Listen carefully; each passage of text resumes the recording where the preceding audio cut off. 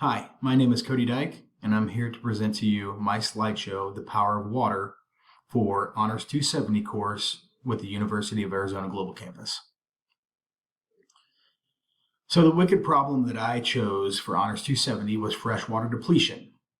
One way we can help avoid freshwater depletion in the United States is by ensuring that we are utilizing our water sources properly. Two ways to assist us in utilizing water to its fullest is by harvesting rainwater and installing gray water recycling systems on our homes and businesses. This may not create more drinking water, but it can help ensure that we get the full potential out of the different water sources in our daily lives. So the plan was to keep it simple. The action needed to be performed, I wanted to be simple. So with the help of Professor Blizzard in class, I decided to write a letter to community leaders. It was crucial that this letter get to the hands of the right people, which is where the first challenge came into play. Currently, Greenwood, the city that I'm from, is going through an impeachment process with the current mayor. Therefore, it was important that he not be the only recipient of this letter. Thankfully, I have a friend that is an alderman for the city and is willing to read the letter and present it to the board of aldermen. The hope was to create a future discussion at town hall meetings and potentially have workshops involving the ideas contained within the letter. So the idea was to create a document that was to the point. It helped to explain the community significance and include a personal touch. Through the help of the week 3 discussion post and feedback I received from both classmates and the professor, I settled on writing a letter to city leaders, accompanied by a short document. This letter only involved myself in the creation. The Board of Aldermen consists of 3 community members and leaders and the city's mayor. One of the aldermen is an old neighbor of mine and someone I consider a dear friend. So when I told him of the idea and I gave him the letter, he was thrilled to give it a look.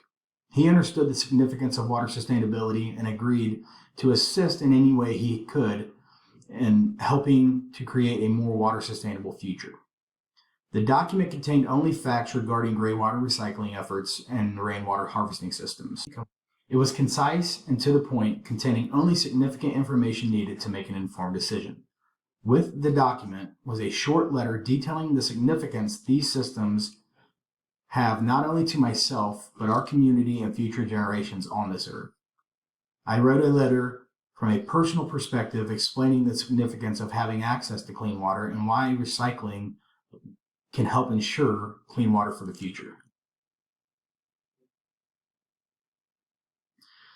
This quote from Times gives us some perspective on how much fresh water can be harvested from rainwater collection. It says a 50,000 square foot roof can collect about 31,000 gallons of water from 1 inch of rainfall. The 50,000 square foot roof is obviously referring to a warehouse or a large commercial property. But if we scale this down to residential, we can see the potential of freshwater harvesting. According to the United States Census, the average residential house has a roof size of about 1,700 square foot. Using the average household roof size in place of that 50,000 number, we can get an average rainfall harvested of about 1,054 gallons from 1 inch of rainfall. So the impact. The personal impact of writing this letter was very significant. Putting into words how clean water affects mine and those lives around me is pretty difficult. It's not difficult because of explaining the significance of what water is and what it has in our lives. But it's difficult because most Americans they've never gone without clean water. They have never walked dozens of miles just to get a few gallons of clean, fresh water, just to have to carry it back dozens of miles to their loved ones. They have never had to bathe in the same waterways that their urine and feces flow into. There's never been a doubt in most American lives that they can turn on a sink and get clean, drinkable water. So a future without that water is something difficult for most to fathom. Describing this in a way that's not only relatable, but a call to action, that can be a call to action, can be very difficult, but it was rewarding as well. The reception by the community leaders was more than expected. The aldermen all agreed that We needed to put something into a future town hall meeting for discussion on future actions. And the hope is that the change within this small community can ripple into surrounding communities and then eventually even the entire country.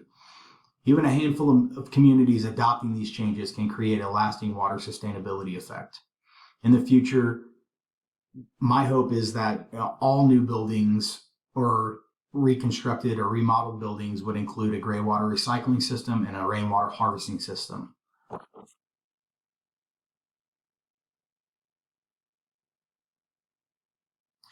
So the future, what's it look like? What comes next? Neighboring cities, county expansion, maybe state expansion.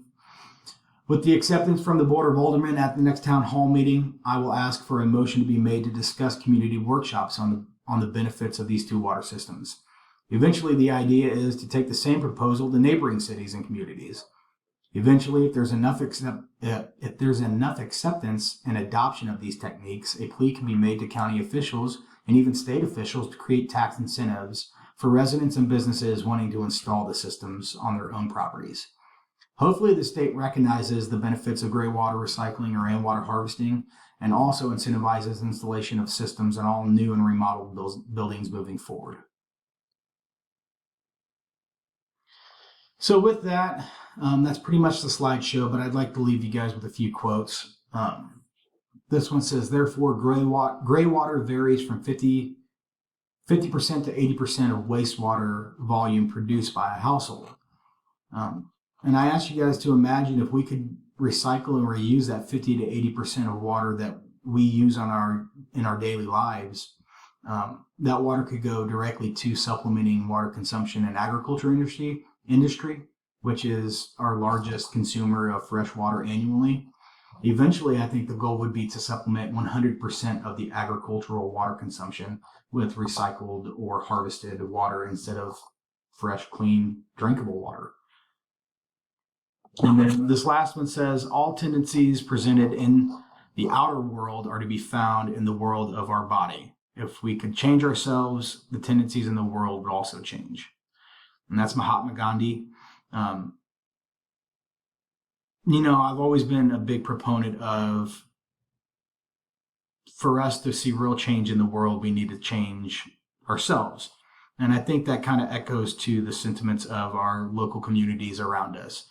If we could start to clean up the local communities around us and implement ideas for a positive future, a sustainable future, then others will see this and catch on, and hopefully it could grow into a really organic, natural movement that doesn't need a lot of push. The entire goal is to create lasting positive change on how we view water and how we use water.